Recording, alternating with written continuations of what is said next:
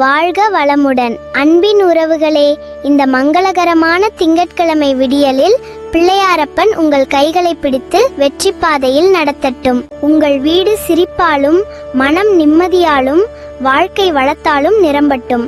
என் அன்பான சொந்தங்கள் அனைவருக்கும் இனிய திங்கட்கிழமை காலை வணக்கம். புத்தம் புதும் காலை